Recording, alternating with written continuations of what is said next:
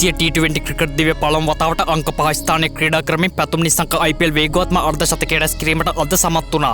ඒ පන්දු 13ක් තුළ 6 පාර 6ක් සහ 4 පාරවල් 2ක් ඇතුළත් වයි. අවස්ථා කිහිපයකදීම හැරෙන්න ඔහු සෑම තරඟාවලියකම ක්‍රීඩා කළේ ආරම්භක පිතිකරුවෙක් ලෙසයි. නමුත් මේ අත්හදා බැලීම සිදු කරන්න දිල්ලි කැපිටල්ස් කණ්ඩායම තීරණය කළේ පිට තරඟ 4කම නිසංක අඩු ලකුණකට දැවී යාමත් සමගයි.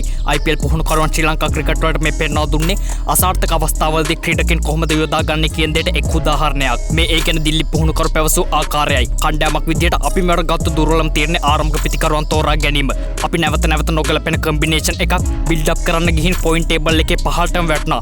රාහුල් සමග නිසංක ගැලපෙන්නේ නැහැ කියන එක තේරුම් ගන්න අපිට තරඟ 8ක් වැය කරන්න වුණා. අපි ඒක ගැන දැන් පසුතැවෙනවා. මුල් තරඟ 4න් 3ක්ම නිසංක හොඳ ඉනිමක් ක්‍රීඩා කරලා අපිට පෙන්නුවා.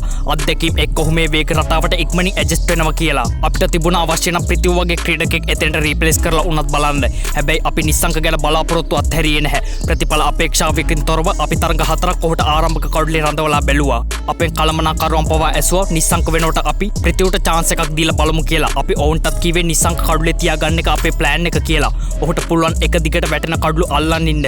අපි ඕනතරම් දැකලා තියෙනවා ඔහු ශ්‍රී ලංකා කණ්ඩායම නියෝජනය කරන ආකාරය. ආරම්භකයෙක් විදියට ඇවිත් අවසන් කරලා යන්නෙක් විදියටත් ඔහු සිය දක්ෂතා පෙන්වලා තියෙනවා. කොහොම වුණත් අපිට තවත් අත්හදා බැලීම් කරන්න කාලේ නැහැ. 3-2 අනුපාතයකින් අපි ජයග්‍රහණය කරන්න ඕන. නැත්නම් අපිට මෙවර තරඟාවලියේ ප්ලේ ඕෆ් වටේටවත් නොයා ඉවත් වන්න සිදු වෙනවා. අපි මේ වෙනකොට තීරණය කරලා තියෙනවා නිසංකව එම ස්ථානයේ ඉවත් කරලා ප්‍රතිව් ෂෝ ආරම්භක කඩුලට ගෙන එන්න. ප්‍රතිව් සමග රාහුල් හොඳ කම්බිනේෂන් එකකට යයි කියලා අපි දැන්ට අනුමාන කරනවා. බොහෝ දුරට ඒ සාර්ථක වෙයි. ඒ වගේම නිසංකව අපි ස්ථාන 5ක් පහළට ගෙන එන්න කටයුතු කරනවා. ඔහු එක දිගට අසාර්ථකින් 4ක් ක්‍රීඩා කරමින් වෙනකොට යම් පීඩනයකින් පසු වෙනවා. පාප්ලේ පන්දු වර කිහිපය අතිශය තීරණාත්මකයි. පීඩනය එක්ක අපිට IPL ක්‍රීඩක නීතීන්ට පටහැනිව තවදුරටත් නිසංකව සුපුරුදු ස්ථානයේ ක්‍රීඩා කරවන්න පුළුවන් කමක් නැහැ. ඒ දිල්ලි කැපිටල්ස් කණ්ඩායමේ ප්‍රධාන පුහුණුකරු තරගයට පෙර මාධ්‍ය හමුවට සහභාගී වෙමින් කියූ කතාවයි.